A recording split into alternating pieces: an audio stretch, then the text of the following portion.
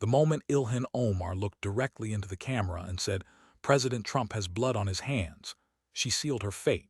She didn't know it yet, but she just challenged a man who never forgets an insult, never backs down from a fight, and always comes prepared with evidence that destroys his enemies. She thought she was making a bold political statement. She had no idea she was about to face the most humiliating 90 minutes of her entire political career. It was supposed to be CNN's crowning achievement, a town hall designed to showcase diverse voices challenging Trump on his record. They'd spent 3 weeks promoting it. America's Reckoning, a conversation on leadership, they called it. The promotional materials showed carefully curated images, thoughtful moderators, concerned citizens, the promise of accountability. What they really wanted was viral moments of Trump looking defensive, uncomfortable, caught off guard by tough questions from people he couldn't dismiss as fake news media. They invited Ilhan Omar specifically because they knew she'd go after him. She'd built her entire brand on resistance, on calling out what she labeled as racism and xenophobia, on positioning herself as the moral voice against Trump's presidency. CNN's producers salivated at the ratings potential. Omar versus Trump, the refugee congresswoman versus the president who tried to ban refugees, the Muslim woman in a hijab versus the man accused of Islamophobia. It was perfect television, or so they thought. What CNN didn't know, what Omar didn't know, what nobody in that studio knew was that Trump had spent the last 6 months having his team compile everything. Not just talking points, not just rebuttals. An actual prosecution-level case file on Ilhan Omar, marriage records, immigration documents, tax returns, FEC filings, social media archives going back to 2009, video footage, audio recordings, witness statements, court documents, everything. He'd assembled it the way he'd assembled real estate deals in Manhattan, methodically, thoroughly, with attention to detail that would stand up under scrutiny. Because Trump learned something in 50 years of business that most politicians never learn. Documentation beats accusation every single time. You can call someone a liar, they'll call you a liar back. But if you show up with their own signed documents, their own tweets, their own words caught on video, there's nowhere for them to hide. The CNN studio in Midtown Manhattan was packed. 420 people carefully selected to represent America, or at least CNN's version of America. Progressive activists who loved Omar, Trump supporters ready to cheer, undecided voters who CNN hoped would be swayed by seeing Trump confronted with hard truths. The network had positioned cameras at every angle, wide shots to capture audience reactions, close-ups to catch every facial expression, split screens ready to show Trump and Omar side by side. Jake Tapper drew the assignment as moderator. He sat in his dressing room staring at his notes, knowing this was going to be chaos. He'd moderated presidential debates. He'd interviewed world leaders. But this felt different, more volatile. Trump didn't play by normal rules. Omar didn't back down. And CNN had essentially created a cage match with no referee power to stop it once it started. In her green room, Ilhan Omar radiated confidence. She wore a burgundy hijab that complemented her tailored blazer. Designer clothing that probably cost more than the average American's monthly rent. Her team surrounded her. 6 staffers reviewing talking points. 2 lawyers going over what she legally could and couldn't say about pending investigations.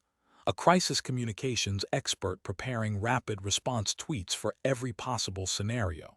A media consultant running through practice questions. They were ready for everything, or they thought they were. They'd prepared for attacks on her immigration views, on her positions on Israel, on her squad membership.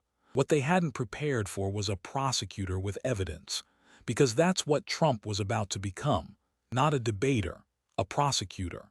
Trump's green room was different. Just him, his famous red binder, and a Diet Coke. No panic staffers, no crisis team, no lawyers whispering warnings. Just Trump reviewing his ammunition one more time, flipping through tabs, checking that every piece of evidence was in order, practicing the timing on certain lines. He was calm, almost eerily calm, because he knew something nobody else in that building knew. This wasn't a debate. This was an execution. 5 minutes, Mr. President. The production assistant's voice was nervous. Trump stood, straightened his red tie, picked up his binder, and walked toward the stage with the confident stride of a man who'd already won. The audience erupted when Omar walked out first. Applause from her section. Respectful acknowledgement from others. She smiled, waved, took her seat with the bearing of someone who'd done this before, who thought she knew how this would play out. She'd attacked Trump dozens of times before, in interviews, on Twitter, on the House floor. This would be no different, just another opportunity to speak truth to power, as she liked to say. Then Trump entered. The applause was immediate, thunderous, sustained. 43 seconds of cheering so loud that Jake Tapper had to gesture repeatedly for quiet. Trump waved to the crowd, pointed at a few people he seemed to recognize, and settled into his chair with that casual confidence that drives his critics insane. He didn't look at Omar yet. That would come later. First, he wanted America to see him being presidential, calm, reasonable. The contrast would matter. Tapper began his introduction. Standard moderator language about civility and respect in substantive dialogue. Trump smiled slightly. Civility was about to go out the window.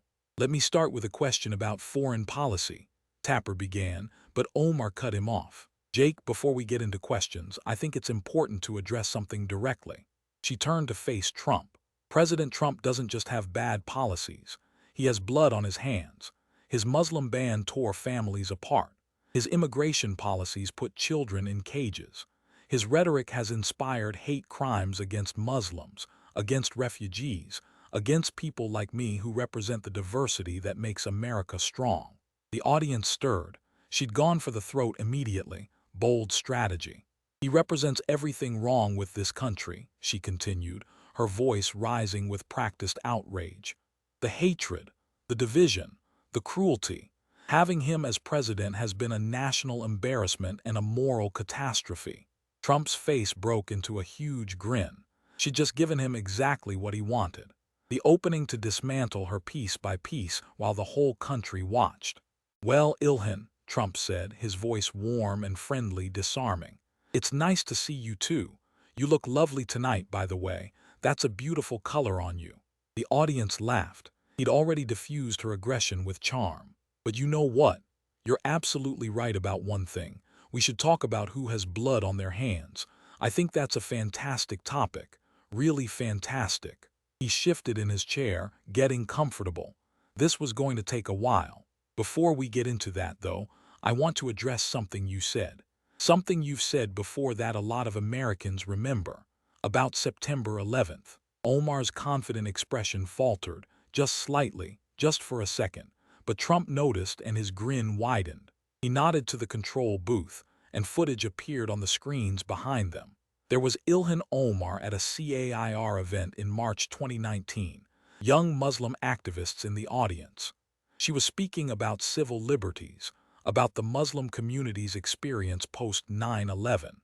CAIR was founded after 9/11. Her voice filled the studio. Because they recognized that some people did something, and that all of us were starting to lose access to our civil liberties. Trump let the clip play, let it sit in the air, let the audience absorb what they just heard. Some people did something. That's how she described the worst terrorist attack in American history, casually, dismissively, like it was a minor detail on the way to her point about Muslim victimhood. The silence in the studio was deafening. "Some people did something," Trump repeated slowly, letting each word land. "That's what you said. That's how you described September 11th, 2001. The murder of 2,977 Americans. The worst terrorist attack on American soil in our nation's history." His voice dropped, became quieter, more serious. Trump at his most effective. "I was in New York City that day, Ilhan. I was in my office in Trump Tower. I saw the smoke from the towers. I watched them fall." He paused, let the image sink in. "I went down to Ground Zero in the days after. I saw the devastation, the twisted metal, the dust that covered everything, the missing person posters that families had put up everywhere, hoping against hope that their loved ones might still be alive." The silence continued. Nobody moved. "I saw the grief, the trauma, the way that city came together in the worst moment of our history, and I'll never forget it. None of us who were there will ever forget it." He looked directly at Omar. "And you called it 'some people did something,' like it was nothing. Like 2,977 murdered Americans were just a footnote in your story about Muslim victimhood. Trump turned to face the audience now, bringing them into the conversation. She came here as a refugee when she was 12 years old, came from Somalia, a country torn apart by war and violence and chaos, and America took her family in. We gave them safety. We gave them food, housing, education, opportunity. We gave them everything. He turned back to Omar. And you can't even properly honor the Americans who were murdered on 9/11. You minimize it. You reduce it to some people did something like it was nothing. Like they were nothing. His voice was rising now, the Queen's accent getting thicker. You said I don't belong in the White House. I was elected by 63 million Americans. I won 304 electoral votes, the biggest Republican victory in years. The American people put me there. He pointed at her. But you can't even show basic respect for 2,977 murdered Americans. So let me ask you something, Ilhan, who really doesn't belong here. The president who was elected by the American people to defend this country, or the congresswoman who minimizes the worst attack on American soil. The audience erupted, not just Trump supporters, moderates too, even some who'd come planning to oppose him.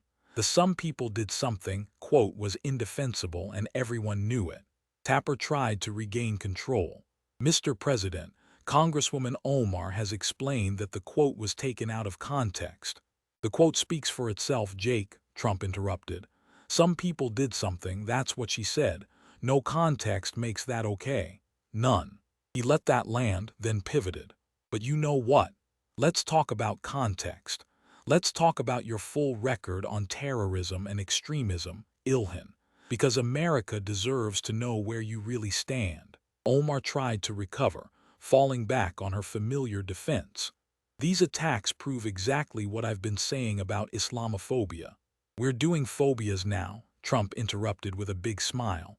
Great, love it. Let's talk about phobias. Specifically, let's talk about your problem with Jewish people. He reached down and pulled out a stack of printed papers from his binder, held them up for the cameras. These are tweets, Ilhan. Your tweets about Jews. Want to see them? Without waiting for an answer, he nodded to the control booth. Images appeared on the screens. The first was a tweet from February 10th, 2019. It's all about the Benjamin's baby, with a musical note emoji, responding to a question about political support for Israel. The second was older, from 2012. Israel has hypnotized the world. May Allah awaken the people and help them see the evil doings of Israel. Trump stood up, a dramatic move that made everyone pay attention, and walked closer to the screens. It's all about the Benjamin's baby, he read aloud with perfect dramatic timing. That's what you said about Jews supporting Israel. The Benjamins, money. The classic anti-Semitic trope that Jews control things with money. He pointed at the second tweet. Israel has hypnotized the world. Hypnotized.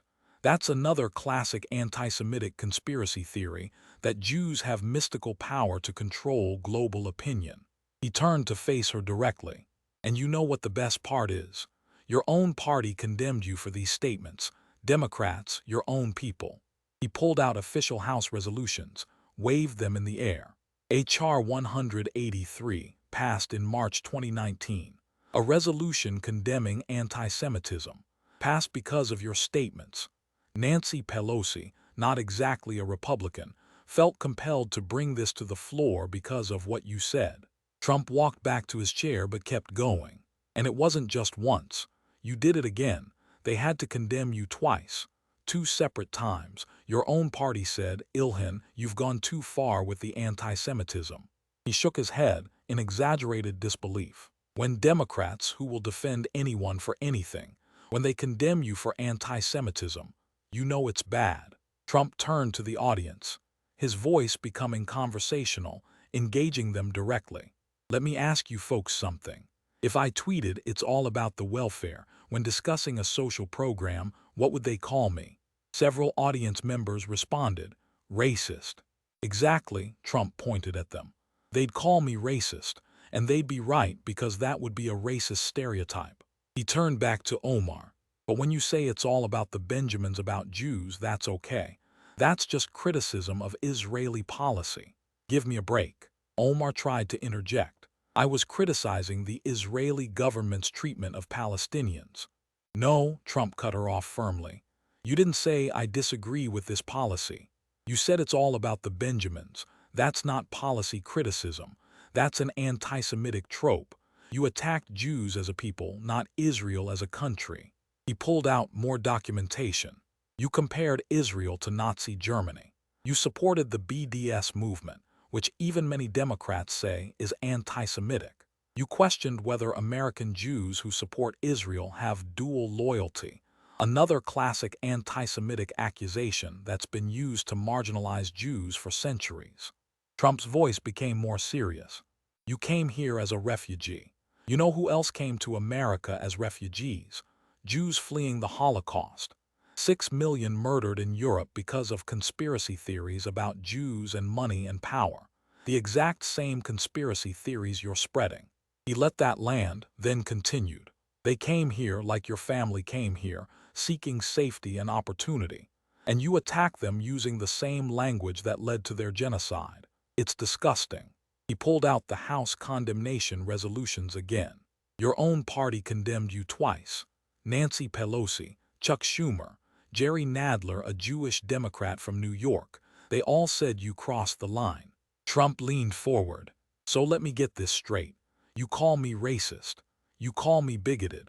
But you're the one who spread anti-Semitism so bad that Democrats, who never condemned their own, felt they had no choice. You're the one who got officially condemned twice. He sat back with a satisfied grin. But I'm the bigot. I don't think so, Ilhan. I really don't think so. Tapper, looking increasingly overwhelmed, tried to move the conversation. Let's discuss immigration policy reform. Oh, immigration, Trump interrupted enthusiastically. Great topic, love it, let's talk immigration. He reached for his binder, the thick one he'd brought, and flipped it open with theatrical flair. Specifically, let's talk about your immigration story, Ilhan, because it's complicated. The look on her face, when he opened that binder, was the look of someone who just realized they'd brought a knife to a nuclear fight. You married someone named Ahmed Nursid Elmi in 2009, correct? Omar's voice was tight. My personal life is not. Yes or no, Trump pressed, his businessman negotiating tactics on full display. Simple question. Did you marry Ahmed Nursid Elmi in 2009? Yes, but... Thank you, Trump smiled. Now we're getting somewhere. You married him in 2009, but you were already in a relationship with Ahmed Hiasi, right? Having his children. He pulled out a timeline, and it appeared on the screens. Let me walk everyone through this because it's like a soap opera, a really confusing soap opera. The timeline appeared in clear, easy-to-read format. 2002, religious marriage to Ahmed Hiasi not legal. 2 children born. 2008, separate from Hiasi. 2009, legal marriage to Ahmed Nursid Elmi. 2011-2012, living with Hiasi again while legally married to Elmi. More children born with Hiasi. 2017, divorce Elmi, can't locate him for proceedings. 2018, legal marriage to Hiasi. 2019, divorce Hiasi. 2020, marriage to Tim Minott, campaign consultant. Trump let the timeline speak for itself for a moment, then continued. 4 different men, multiple overlapping relationships. Your marriage history is more complicated than my real estate holdings, and that's saying something. The audience laughed. Even some Omar supporters couldn't help it. But here's the interesting part. Ahmed Nursid Elmi, your legal husband from 2009 to 2017, the guy you couldn't locate for your divorce. Where did he go, Ilhan? Trump pulled out photos and displayed them on screen. These are photos that investigators found. You and Elmi as children in Somalia, same family, same household. Look at these. The photos showed young Omar and Elmi in what appeared to be family settings. School records from Somalia, same parents listed, same household. More documents appeared. Social media posts from your family members, before you had them delete everything, calling Elmi your brother.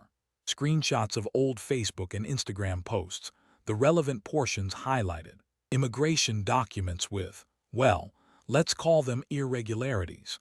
Birth dates that match your brother's birth date from other records. Trump looked directly at Omar. Multiple investigations by journalists, by Minnesota state agencies, by federal authorities, have found evidence suggesting that Ahmed Nur said Elmi is your brother. The audience gasped. Even though the allegations had been public for years, hearing a former president state them directly on live television was shocking. Now, Trump continued, holding up his hands, I'm not saying this is definitely true. I'm just saying people are saying it. Lots of people, very smart people, investigators, journalists.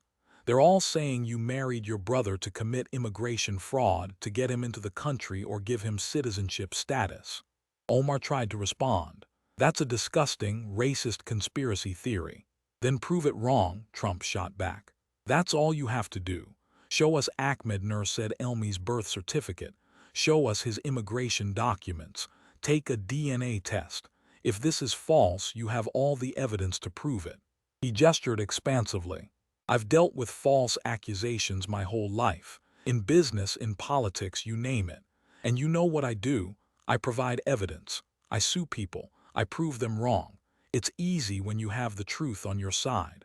He pointed at her. But you won't release anything. No documents, no records, no DNA test. Why? If this is a racist conspiracy theory, if it's false, prove it. You're a member of Congress. You have access to all these documents. Release them. Silence from Omar, complete silence. Trump pressed the advantage.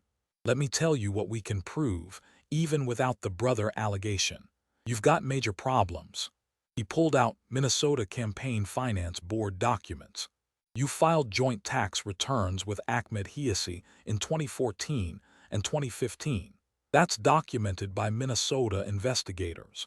But you were legally married to Ahmed Nur said Elmi during those years. The documents appeared on screen, official state letterhead, violations clearly noted. That's tax fraud, Ilhan, not alleged, not conspiracy theory, documented, proven, admitted. You paid a fine of $3,469 to Minnesota for violations including improper tax filings. He held up the fine documentation. You paid the fine, you never explained what you did. You just paid it and moved on, hoping the media wouldn't cover it. And they didn't. But I did my homework. Trump turned to the audience. Can you believe this, folks? We gave her family refuge from Somalia. We saved them, gave them safety, opportunity, education, everything. And she potentially games the immigration system, commits fraud to bring in someone who might be her brother. He turned back to Omar, and his voice became harder. You lecture me about immigration. You want open borders, no ICE, no enforcement, amnesty for everyone. You attack anyone who thinks immigration laws should be followed. He shook his head. But you won't answer basic questions about your immigration, about your potential fraud, about your manipulation of the system. He leaned forward, voice dropping to that dangerous quiet that meant he was about to land a big line. I built buildings in New York City, 50 years in business. You know what we call this in Queens. He paused for perfect timing. A con job. The audience erupted in applause and laughter. Trump was just getting warmed up. He flipped to another tab in his binder. Now let's talk about your current husband, Tim Minett. Nice guy. Runs a consulting firm, E Street Group, very successful. He looked at Omar with exaggerated curiosity. Want to know how successful? Want to know how much money he's made from your campaign? He pulled out FEC filings, thick stacks of them. $2.8 million, Trump announced dramatically. Your campaign has paid your husband's firm $2.8 million. That's almost $3 million. He let the number hang in the air. Now I've run successful businesses. I've made a lot of money, legally I might add. And I know what consulting costs. This isn't consulting. This is something else. He put on reading glasses, a rare move that signaled he was about to get into details. Let me walk you through the timeline, because this is important. A new timeline appeared on screen. 2018. Tim Minett begins consulting for Omar's campaign, both married to other people. August 2019. Minett's wife Bate files for divorce. specifically cites affair with Ilhan Omar. Court documents state, defendant's more recent travel and long work hours now appear to be more related to his affair with Rep. Ilhan Omar. October 2019, Omar divorces Ahmed Hiasi, husband number 3. March 2020, Omar marries Tim Minot. 2020-2024, E Street Group receives $2.8 million from Omar's campaign. Trump took off his glasses and looked at the audience. So let me get this straight.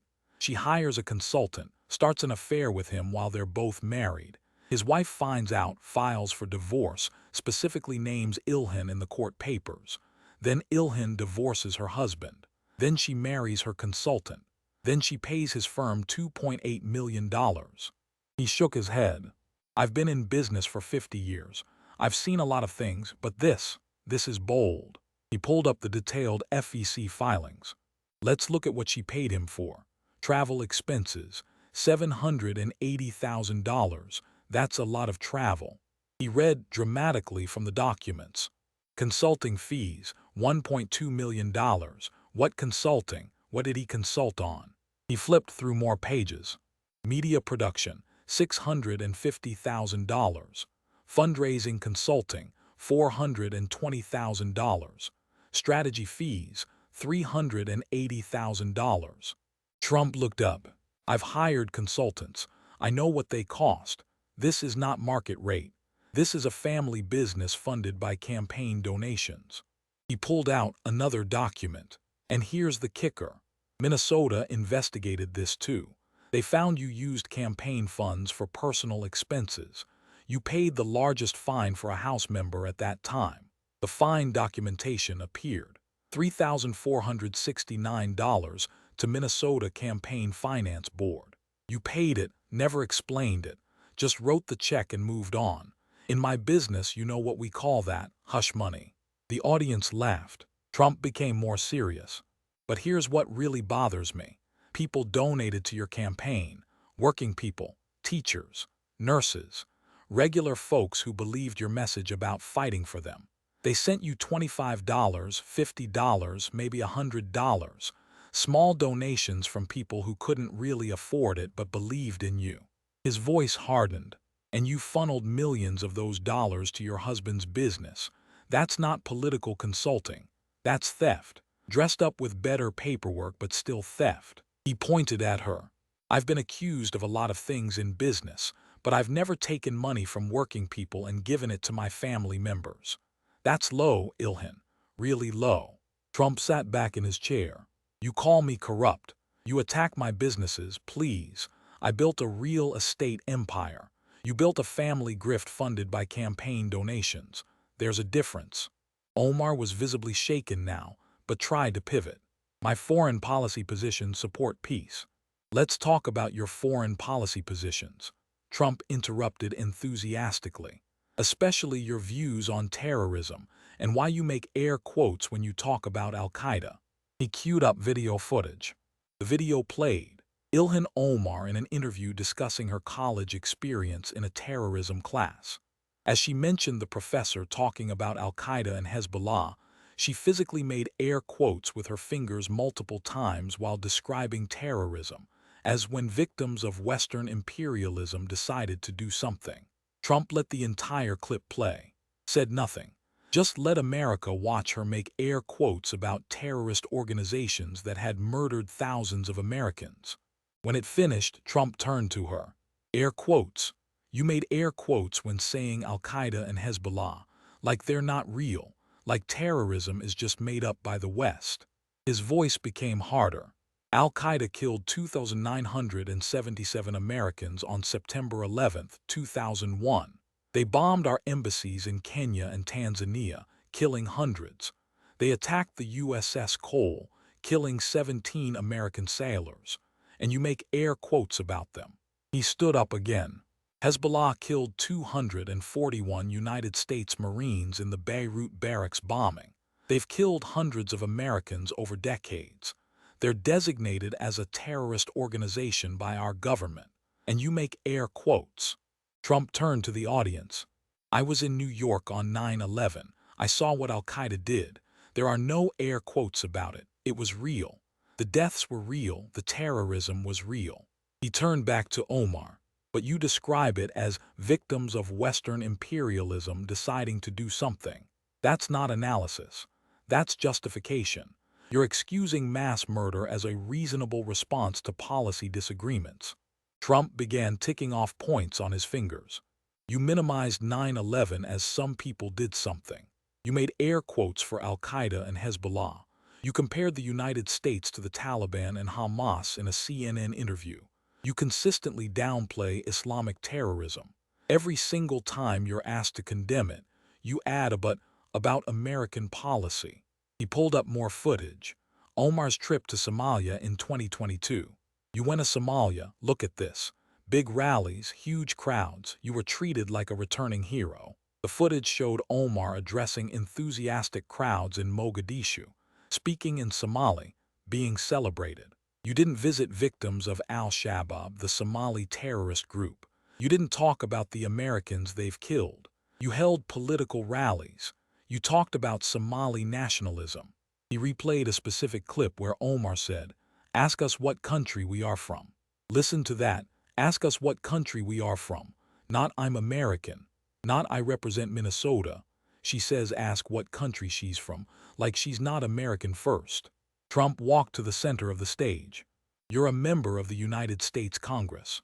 You took an oath to this country, but you identify as Somali first, American second, if at all. His voice rose. So let me ask you directly, Ilhan. Whose side are you on? Because from where I sit, looking at your pattern of minimizing terrorism against Americans, making air quotes about terrorist organizations, identifying as Somali over American, it doesn't look like you're on our side. The audience began chanting, USA, USA, USA. Tapper tried to restore order, but Trump just smiled and let it go on for a few seconds before gesturing for quiet. They know whose side they're on, Trump said. The question is, does she? Omar was desperate now, grasping for any defense.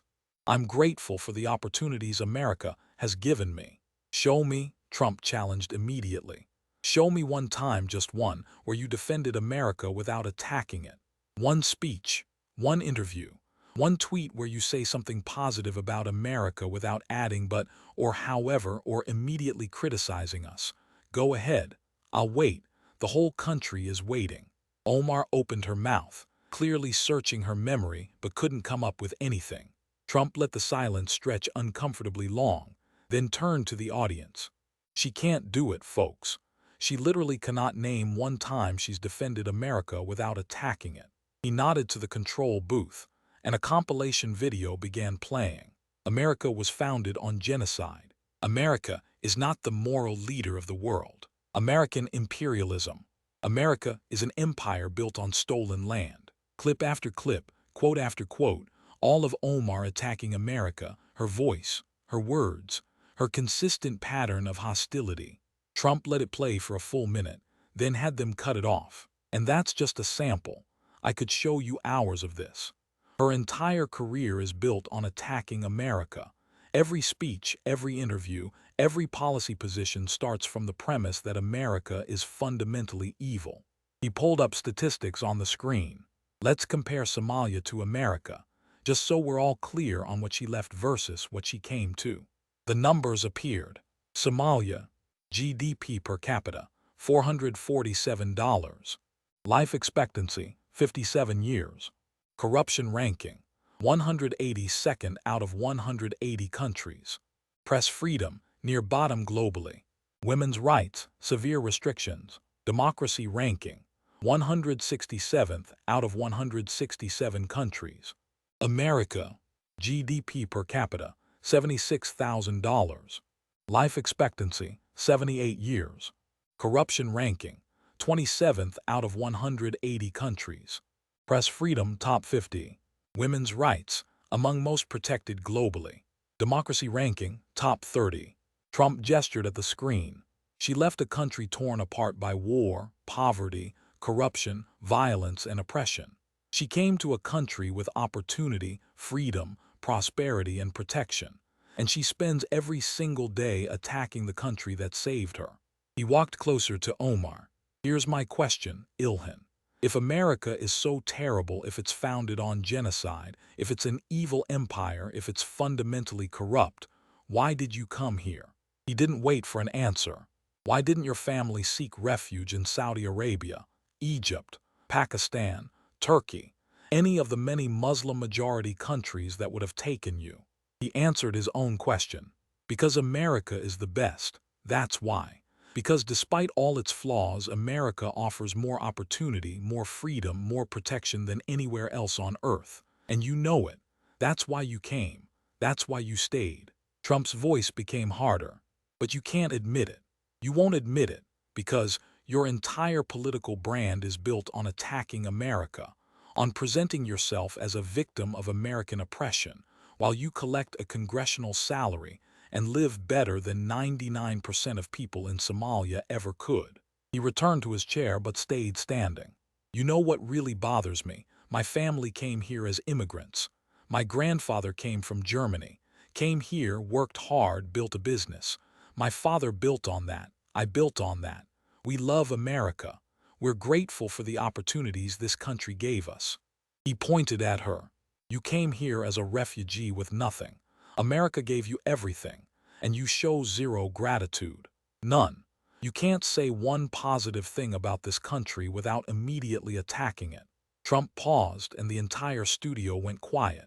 Everyone knew something big was coming. I'm going to say something now, and CNN is going to lose their minds. The media is going to attack me, but I'm going to say it anyway, because it's what millions of Americans are thinking. He looked directly at Omar. If you hate America so much, if it's so terrible, so evil, so corrupt, then leave. The audience exploded, half in applause, half in gasps. Tapper looked like he wanted to cut to commercial.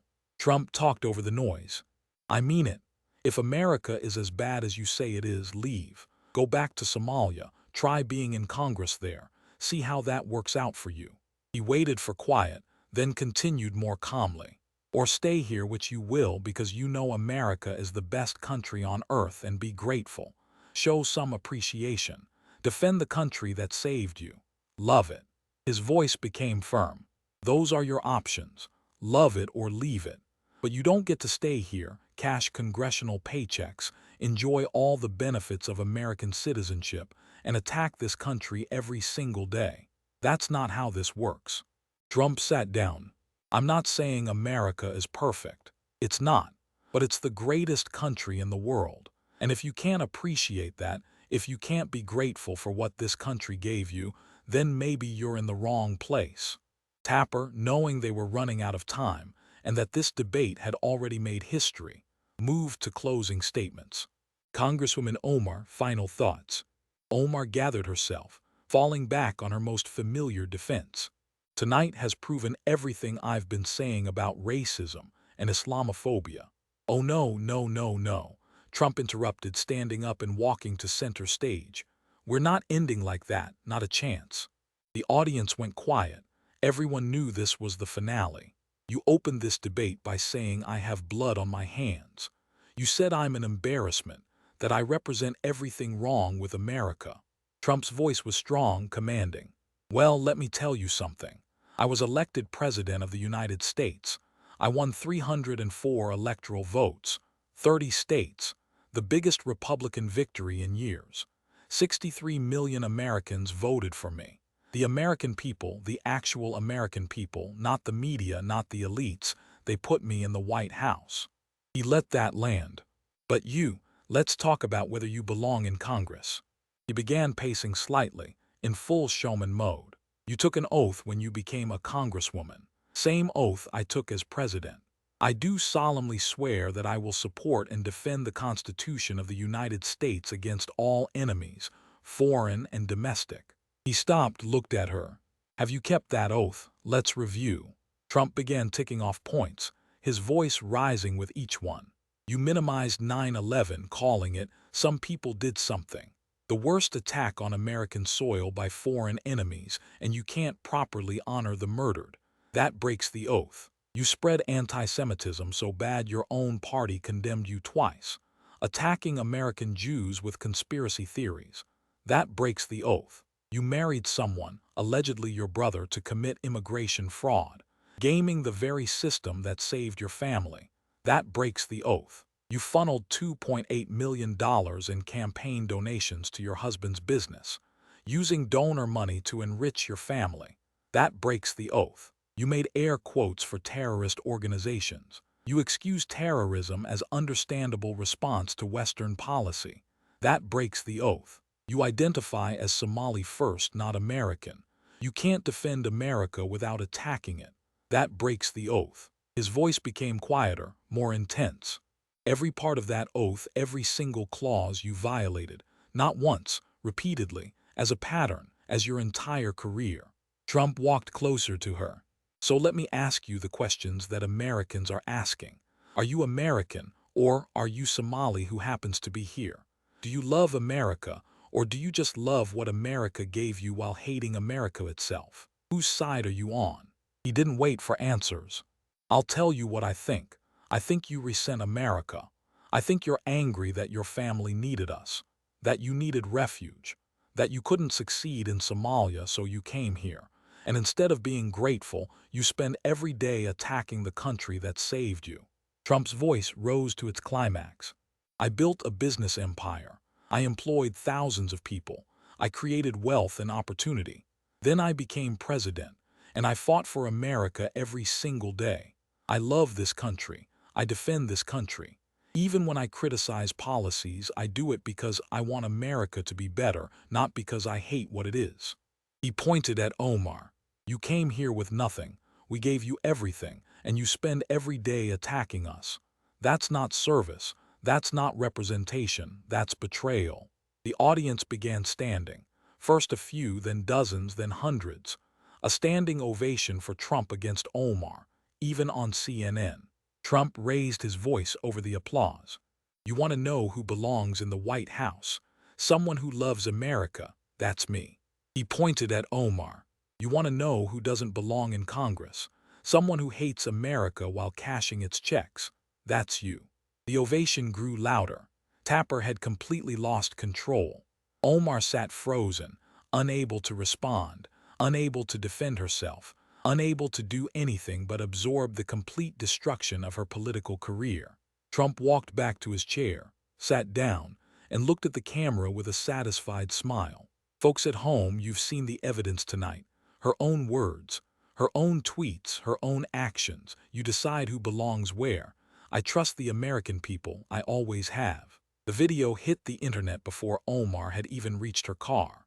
Within 1 hour, 23 million views across all platforms. Within 24 hours, 89 million views.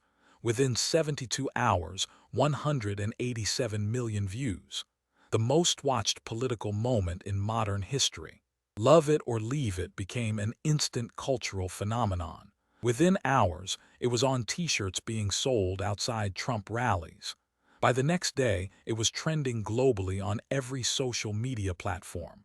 By the end of the week, it was a movement. At Trump rallies across the country, the chant changed.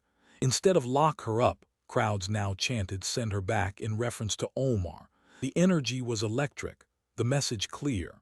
Conservative media exploded. Fox News played the debate on loop for 2 weeks. Hannity dedicated entire episodes to each scandal Trump had exposed. Tucker Carlson did a special on the brother marriage allegations. Laura and Graham had investigators on every night presenting new evidence. But more importantly, mainstream media couldn't ignore it. The view numbers were too big. The story was too viral. CNN was forced to cover their own debate extensively. MSNBC tried to defend Omar, but their own audiences weren't buying it. The New York Times ran multiple fact checks and had to admit that most of Trump's allegations were based on documented evidence. The "some people did something" clip became the most infamous political quote since deplorables. It played everywhere. It was impossible to escape. And every time someone saw it, they were reminded that Omar had minimized 9/11. The brother marriage allegations, long dismissed by mainstream media as conspiracy theory, suddenly became front-page news. CNN, Washington Post, New York Times, Outlets that had refused to cover the story were now forced to investigate because Trump had made it too big to ignore. Minnesota state investigators announced they were reopening their examination of Omar's immigration and tax records. Federal authorities confirmed they were reviewing the marriage documentation. The House Ethics Committee, under enormous pressure, announced a formal investigation into both the marriage allegations and the campaign finance issues. Ilhan Omar's political career was effectively over, and everyone knew it. Her office went silent for 36 hours after the debate. No statements, no tweets, no press releases. Her communications team was in full meltdown, unable to formulate a response when everything Trump had said was documented. When she finally tweeted, it was predictable. Tonight's racist attacks by Trump prove why we must continue fighting against hatred and Islamophobia. I will not be silenced. The response was brutal. Over 200,000 comments in 3 hours. He used your own words. Address the marriage allegations. Explain some people did something. Why won't you release the documents? 2.8 million to your husband. Explain. Whose side are you on? Love it or leave it. She got ratioed so severely that even Twitter's algorithm flagged it as unusual activity. The squad tried to defend her. AOC called the debate a racist attack on a Muslim woman. Rashida Tlaib said Trump had revealed his fascism. But their defenses rang hollow. Trump had used Omar's own words, her own tweets, her own documented actions. Crying racism didn't work when the evidence was undeniable. And significantly, many progressives stayed silent. Even Omar's usual defenders in media and politics couldn't bring themselves to defend "some people did something" or the anti-Semitic tweets. The evidence was too clear. Within 1 week, a primary challenger emerged in Minnesota's 5th District. A Somali-American military veteran who announced with a powerful video, "I served this country in uniform. I'm proud to be Somali-American, but I'm American first, and Minnesota deserves representation that loves this country." His first week fundraising, $4,700,000, nearly all from small donors. Polling in Omar's district showed her approval collapsing from 61% to 23% in 2 weeks. Even Democrats in her district had turned against her, down to 41% approval from 78%. 2 weeks after the debate, Ilhan Omar held a press conference. Voice shaking, reading from a prepared statement, she announced she would not seek re-election in 2026. "After much reflection and consultation with my family, I've decided to step aside from Congress to focus on other ways to serve my community. I'm proud of my time in office, and I leave with my head held high." Everyone knew the truth. Trump had destroyed her career in 90 minutes. The cultural impact extended far beyond politics. "Love it or leave it" became the defining phrase of a movement.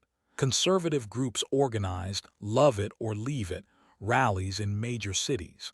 Millions of Americans who'd felt afraid to express patriotism suddenly felt empowered.